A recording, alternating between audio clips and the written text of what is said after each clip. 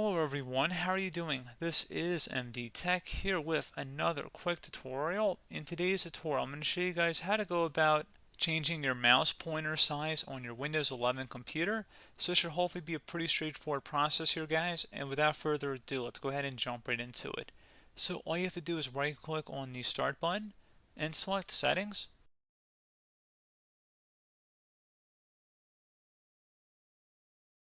You want to select Bluetooth and devices on the left side, and then on the right side you want to go down and select mouse. So go ahead and left click on that. So at this point, if you want to change the mouse pointer size, you can scroll down and select where it says mouse pointer. At this point, you can adjust the size by scrolling it to the right to make it larger or smaller. So pretty straightforward process, guys. Do hope I was able to help you out, and I do look forward to catching you all in the next tutorial. Goodbye.